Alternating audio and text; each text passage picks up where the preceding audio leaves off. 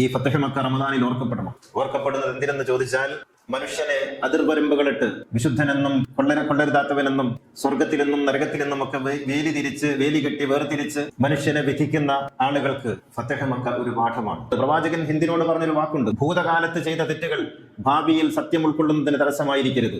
നിങ്ങൾ ഭൂതകാലത്ത് ചെയ്ത തെറ്റുകളുടെ ഭാണ്ഡങ്ങളും പേറി നടക്കരുത്, അത് ഇറക്കി വെച്ചേക്കണം. എന്നിട്ട് പുതിയ മനുഷ്യനാവുക, പുതിയ ചിന്തകളോടെ നല്ലവനായി ജീവിക്കുക, നല്ലവളായി ജീവിക്കുക. പഴയ ഭാണ്ഡങ്ങളും പേറി നടക്കരുത്. ഹംസയെ കൊന്നവളോടാണ് പ്രവാചകൻ പറയുന്നത്, നമ്മൾ ഓർക്കണം. എങ്ങനെയാണ് മനുഷ്യനെ പ്രവാചകൻ പരിവർത്തിപ്പിച്ചതെന്ന് ചോദിച്ചാൽ, പ്രവാചകന്റെ ചരിത്രത്തെ യുദ്ധത്തിന്റെ ചരിത്രമായിട്ടൊക്കെ വ്യാഖ്യാനിക്കുന്ന ആളുകൾ അറിയണം, പ്രവാചകൻ സമൂഹത്തെ മാറ്റുന്നതിന് പ്രവാചകൻ ഉപയോഗിച്ചിട്ടുള്ള ഏറ്റവും വലിയ ടൂൾ അത് സ്നേഹമായിരുന്നു.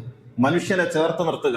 ഹിന്ദിനെ ചേർത്ത് നിർത്തിയ പ്രവാചകൻ, വഹ്ഷിയെ ചേർത്ത് നിർത്തിയ പ്രവാചകൻ, സമൂഹത്തെ ഒന്നാകെ ചേർത്ത് നിർത്തിയ പ്രവാചകൻ. അവരോട് പറഞ്ഞു: ഇദ്ഹബു അൻതും മുത്തലഖാ ലാ തസ്രീബ അലൈക്കും അൽയൗം.